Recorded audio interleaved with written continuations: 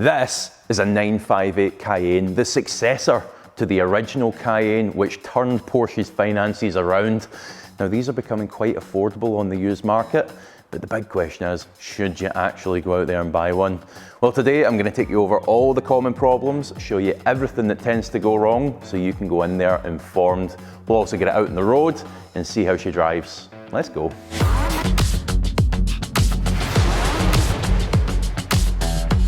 So the second generation Cayenne then, produced from 2010 right through until 2017. Now in that lifetime, Porsche fitted a whole host of different engines to these, so you're gonna need to bear with me whilst I work through them. Let's talk about the diesels first, because they were really quite popular on this model. You got a 3 litre and you got a 4.2. Now that 3 litre is the most common one. You're gonna find loads of these on the used market. It's also the most affordable one as well. Really good solid engine. Tends to be the only problem we see on them is with a coolant leak. Now where it will tend to leak is inside the V of the engine.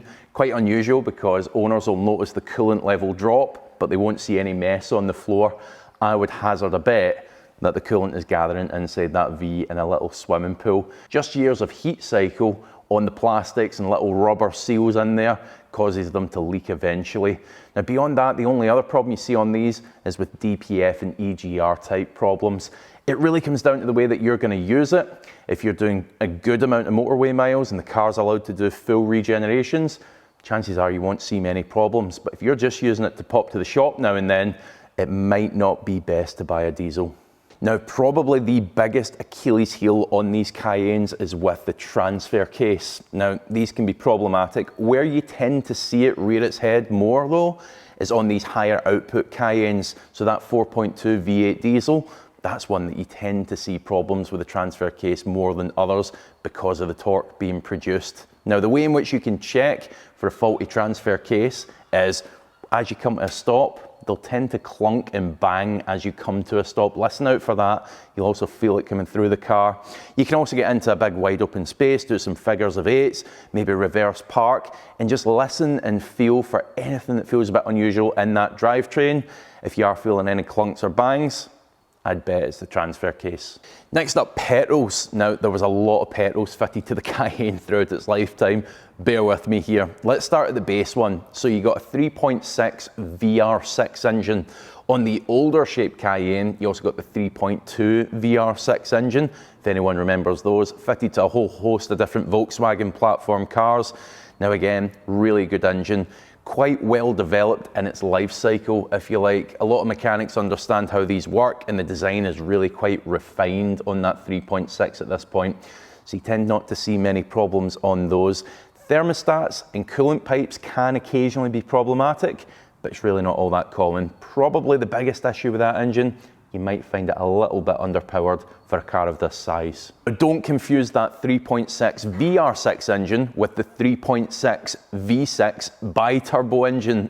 Where you find that one is in the Cayenne S from 2015 on, and also the GTS, another really good engine. Could be plagued by the occasional cam cover leak. Now, this could be quite expensive to get rectified. Some specialists will tell you they need to drop the engine completely out of the car to repair it.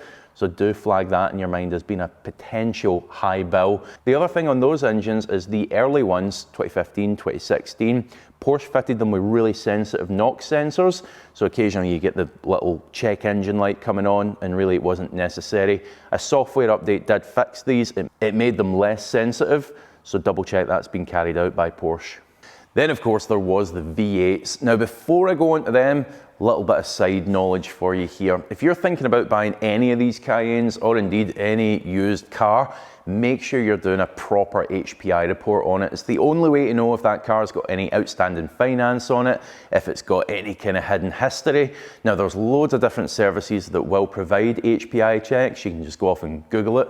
But the one that I use personally and always recommend is Vehicle Score. The reason I like this check is, well, for one, it's free. You can put the plate in, it'll tell you good and bad points for absolutely nothing.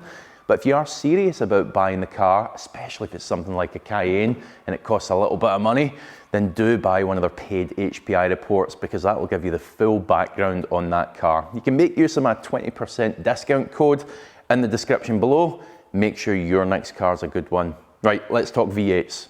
So thankfully, by the inception of the 958 Cayenne, Porsche had dropped the problematic 4.5 V8 that was seen on the previous model.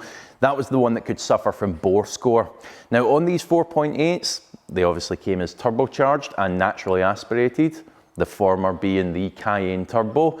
Now there's one problem in particular you're going to want to be aware of when it comes to the V8 Cayennes, and that is with the variocam bolts.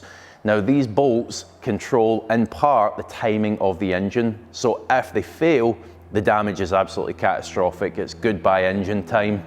Now, an interesting point to note on these is over in the USA, there was actually a recall issued for them, but here in the UK and also in Europe, there was no recall. The cars were just left to get on with it.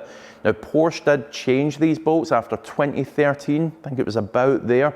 So particularly cars older than 2013, you want to be thinking about these bolts, because as I say, the damage can be absolutely catastrophic. As to why Porsche recalled them in the USA, but nowhere else in the world, well, unfortunately, I just put this down to the fairly litigious processes that the USA tends to have. We don't have them so much here. We see it with other brands as well. Look at Ford with their EcoBoost belt engine, the wet belt engine. Various ones of them were recalled over in the USA, but they weren't here. It's just the way it goes. Anyway, I'm off topic now. If you are looking at a V8 Cayenne, look into the variocam bolts.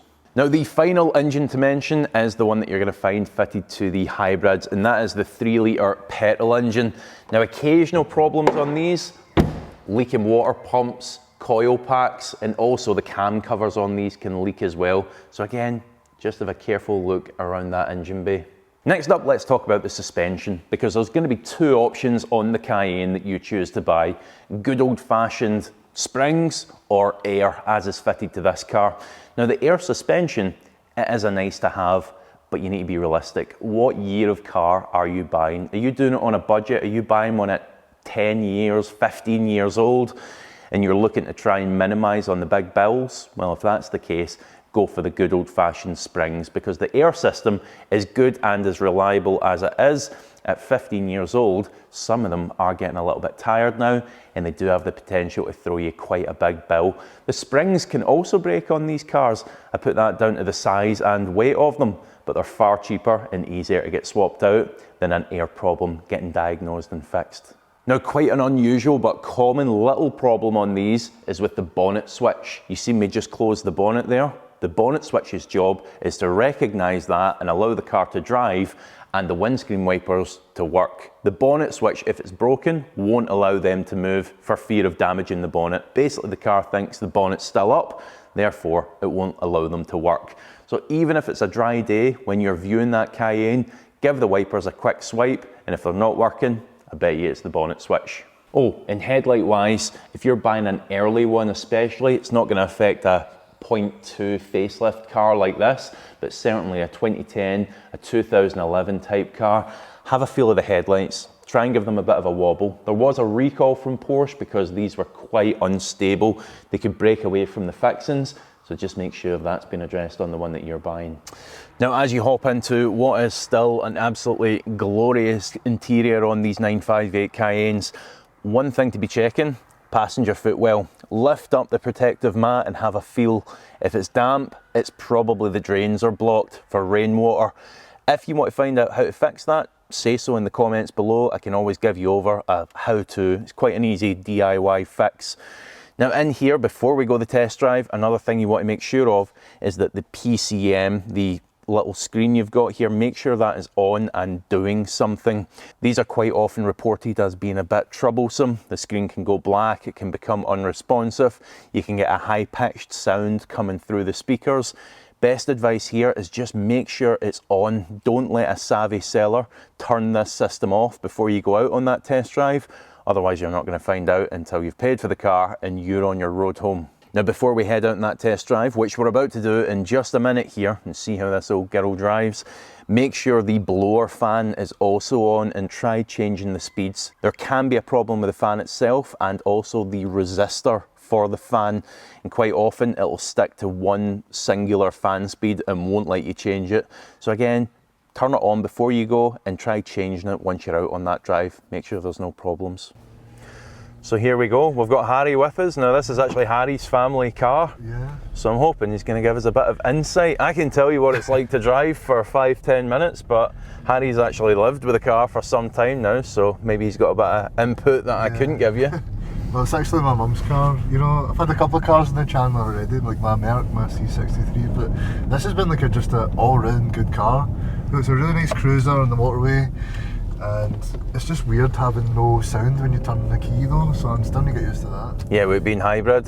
Yeah. What do you think? Would you actually buy a hybrid one though, or would you be going for one of the straight engines, the diesels or petrol or? So I've been leaning more towards diesels. I don't know if I'm getting older, like louder cars are just kind of annoying. I just kind of like listening to my music. This is coming from a guy who had a 6.2 litre V8. But so how have you found the performance aspect of it? It's a Porsche after all. Yeah. How have you found that side of it? It's pretty nippy, and to be honest, it handles pretty good. I'd say maybe the thing that's kind of lacking is like the brakes almost, but I think that's because it's a really heavy car. Yeah, okay. You probably feel it like there, you probably just need to brake ahead of time. It takes a bit of a firm push, doesn't it? Yeah. Yeah, that's alright for a big car, isn't it? Yeah, it picks up. So this will be the 3 litre, given it's the hybrid. Yeah. So it's a 3 litre, maybe midland sort of performance level for these Cayennes. I mean, you could never say it's lacking in performance. Yeah. It doesn't feel underpowered at all. No way. It goes great. It's got that like Germanic quality of it sort of masks the speed. Yeah, I was about to say it's just really smooth. You get the sensation that you're going quite quickly, but you look down and the speedometer tells you you are in fact going even quicker than you think you are. And I guess for a lot of people watching, including myself, I would like one of these cars. This is probably the ultimate realistic daily for me. Yeah. And you got that sense of performance, like it feels great to drive, it handles amazingly well for the size of car, but then you got all this space, it's so practical as well, huh? Yeah. Imagine when you put those seats down, it's like a little van, isn't it? I know, we done a shop at IKEA and we had to just buy new furniture. This car was the perfect thing from it. Oh yeah, spot on. Hard to fault, aren't we? Yeah.